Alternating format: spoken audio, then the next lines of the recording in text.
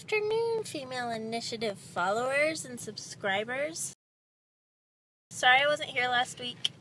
I was busy.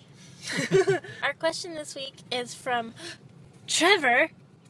This is my husband. If you haven't seen our vlogs, this is my husband Trevor. What's up, girls? People. Sorry. Yeah, some of our subscribers might be guys. Rude. So sexist. I'm a subscriber and I'm a dude. This is Lachlan, and he's 1 year old today.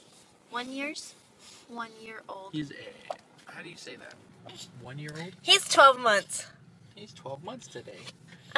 Anyways, what was the question again? When did you start to feel comfortable with being you? Have you yet? And what helped you? I'm trying to remember when I started to feel comfortable with being me. I think, because there for a while when I was a teenager, until I was about 16, I was with the mean girls. And, I knew, me and Trevor were talking about this the other day. I knew that I wasn't one of the mean girls. I didn't like hanging out with them. It wasn't a fulfilling friendship situation. And so that's when I kind of decided to separate from them and do my own thing. And I think that is when my journey to self-acceptance began. And then Trevor and I started dating.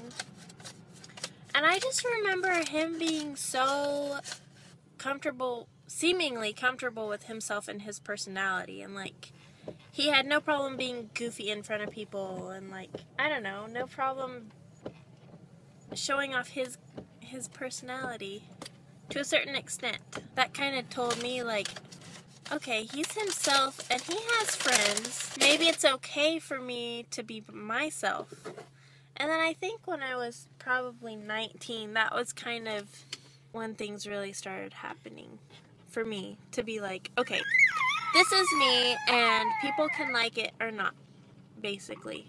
I would say you've gone through a transition even since then. I have, definitely. Because I went through that, but I think that was, my main, coming into adulthood, I used to say, I'm a bitch, and it's not, I'm not going to change who I am for anybody else. I'm not a bitch anymore most of the time. It comes out every now and then, but I've learned to censor myself. And then physically, I would say, I have insecurities. I have the body of a woman who's had a baby. So naturally I have insecurities, but at the same time, I have stretch marks now. Yes. That was rough on you. I have stretch marks now, and I didn't have any really before. And I've always been skinny, and I was never really too terribly insecure about my body until after I was married for some reason, which is weird. I gained a little bit of weight after we got married, and so then I became a little bit insecure about my body. And then I lost the weight again, felt good about myself, and then got pregnant and became the size of a house. I was housing another human being, so there's that. And now, I have the stretch marks, and everything isn't back the way it was before exactly, but it's not that bad, and I can appreciate how my body functions now. I focus more on that, it's an amazing machine. And so I try to focus on those things. And then I have other insecurities, and I really think that most of the time those things that we're insecure about, we're really the only people who notice those things, because we sit there and we stare at ourselves in the mirror, we're like, oh my god, look at all the pimples on my face. Oh, I need to wax my face. I don't know how often I say that to Trevor. I need to wax my face. And ultimately, we're probably the only ones who really notice those things most of the time. Or even if they do notice it, you're probably the only one who cares. Yeah. No one's going to judge you on that.